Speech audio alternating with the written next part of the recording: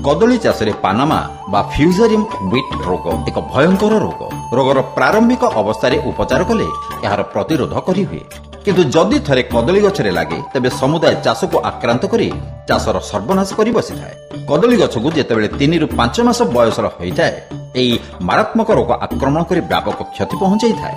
ଏମିତି ଅବସ୍ଥା ସମୟ ସମୟରେ ହୁଏ। ଚାଷ କ୍ଷେତ୍ରରେ ଥିବା ସମସ୍ତ ଗଛଗୁଡ଼ିକୁ ଆକ୍ରାନ୍ତ କରିବା ଫଳରେ ସମ୍ପୂର୍ଣ୍ଣ ଗଛଗୁଡ଼ିକ ମରିଯାଇଥାନ୍ତି। ତେବେ ଆସନ୍ତୁ ଜାଣିବା ଏହି ରୋଗର ଲକ୍ଷଣ କ'ଣ। ପ୍ରଥମେ ସବୁଠୁ ପୁରୁଣା ତଳପତ୍ରର ମୂଳ ଭାଗରେ ଈଷତ୍ ହଳଦିଆ ଦାଗମାନ ଦେଖାଦେଇଥାଏ। ଆସ୍ତେ ଆସ୍ତେ ସମ୍ପୂର୍ଣ୍ଣ ପତ୍ରଟି ହଳଦିଆ ପଡ଼ିବାକୁ ଲାଗିଥାଏ ଓ ପତ୍ରର ଡେମ୍ଫଠାରୁ ଭାଙ୍ଗିଯାଏ। ଅଧିକ ଆକ୍ରାନ୍ତ ଗଛରେ କେବଳ ସବୁଠାରୁ ଉପର ପତ୍ରକୁ ଛାଡ଼ି ବାକି ସବୁ ପତ୍ର ହଳଦିଆ ପଡ଼େ ଓ ତଳକୁ ଝୁଲି ପଡ଼ିଥାଏ ଏବଂ ଶୁଖି ଯାଇଥାଏ।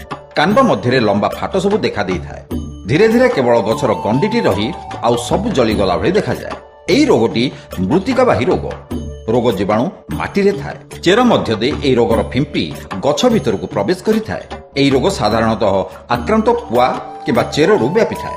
ଚାରାଗୁଡ଼ିକ ଗୋଟିଏ ସ୍ଥାନରୁ ଆଉ ଗୋଟିଏ ସ୍ଥାନକୁ ସ୍ଥାନାନ୍ତରଣ କଲାବେଳେ ଆକ୍ରାନ୍ତ ଚାରାରୁ ସୁସ୍ଥ ଚାରାକୁ ମାଡ଼ି ଯାଇଥାଏ।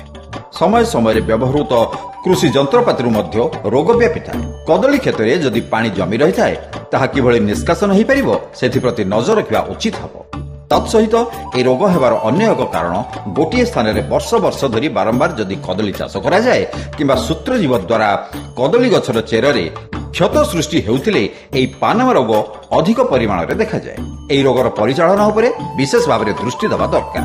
ପ୍ରଥମେ ସୁସ୍ଥ ଚାରା ବା ପୁଆ ସଂଗ୍ରହ କରି କାର୍ବନଡାଜିମ୍ 1 ଲିଟର ପାଣିରେ 2 ଗ୍ରାମ ପକାଇ ତତ୍ସହିତ କ୍ୱିନାଲଫସ୍ 4 ml କୁ 1 ଲିଟର ଦ୍ରବଣରେ ବିଶୋଧନ କରିବାକୁ ପଡ଼ିବ।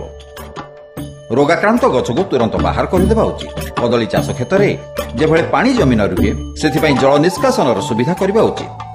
ଚାଷ କାର୍ଯ୍ୟରେ ବ୍ୟବହୃତ ଯନ୍ତ୍ରପାତିଗୁଡ଼ିକୁ ବିଶୋଧନ କରି ପରିଷ୍କାର ଭାବେ ରଖିବା ଓ ବ୍ୟବହାର ପରେ ପୁଣି ପରିଷ୍କାର କରି ବିଶୋଧନ କରିବା ଉଚିତ।